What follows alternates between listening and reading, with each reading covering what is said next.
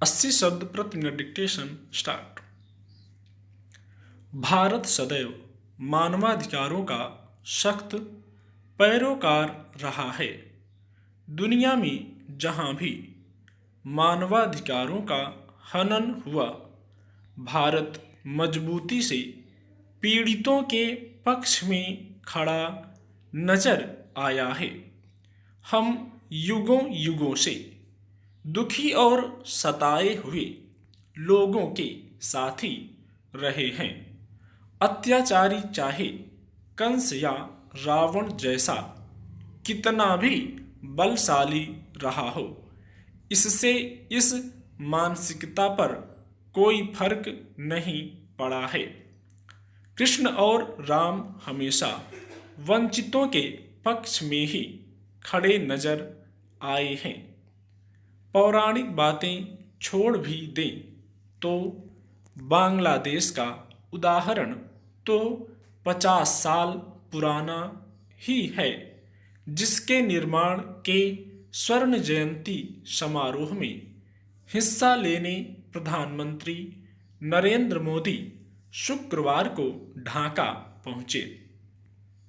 बात वर्ष 1971 की है। तब बांग्लादेश पाकिस्तान के हिस्से के रूप में पूर्वी पाकिस्तान था। वहाँ आम चुनाव में मौजूदा प्रधानमंत्री शेख हसीना के पिता शेख मुजीबुर रहमान की अवामी लीग को बहुमत के बावजूद फौजी जनरल याहिया खां सत्ता सौंपने को तैयार नहीं हुए। फिर चले दमन चक्र में मानवता कराहने लगी। तब प्रधानमंत्री इंदिरा गांधी ने सैनिक हस्तक्षेप से इस नए राष्ट्र का निर्माण किया। कहने का मतलब, मानवाधिकारों का उल्लंघन कहीं भी हो, वह हिंदुस्तानियों को बर्दाश्त नहीं होता था। आज स्थितियां कुछ अलग नजर आ रही हैं। हमारे 3 पड़ोसी देशों पाकिस्तान, म्यांमार और श्रीलंका में वहां की सरकारों पर मानवाधिकारों के हनन, नागरिकों और उनके शांतिपूर्ण आंदोलनों के दमन और अत्याचारों के आरोप लग रहे हैं। पाकिस्तान बलूचों पर, म्यांमार लोकतंत्र समर्थकों पर और श्रीलंका तमिलों पर दमन चक्र चला रहा है। इन तीनों ही मामलों में भारत रहस्यमय चुप्पी साधे है। श्रीलंका में मानवाधिकारों के हनन पर इसी सप्ताह संयुक्त राष्ट्र मानवाधिकार परिषद की बैठक में मतदान की नौबत आई तो भारत गैर हाजिर रहा। पहले जब जब भी ऐसे मौके आए, एक अपवाद को छोड़ हम हमेशा तमिल समुदाय के साथ खड़े नजर आए।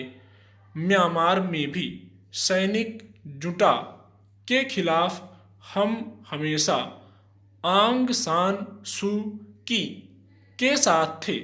बलूच तो अब भी भारत के तिरंगे को अपने साथ रखते हैं। ऐसे में यह जरूरी है कि लोकतंत्र के लिए सच के साथ खड़े रहने की अपनी छवि को हम निरंतर बनाए रखें।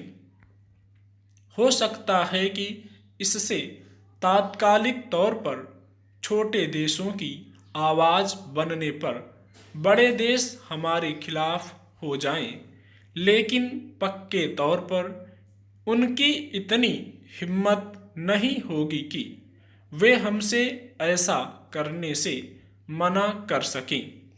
धीरे धीरे हमें गुटनिरपेक्ष आंदोलन को फिर से खड़ा कर उसका नेतृत्व करना चाहिए। असल में आने वाले समय में जब विश्व 2 या 3 ध्रुवों वाला होगा, विश्व में उसी की हैसियत होगी। स्टॉप।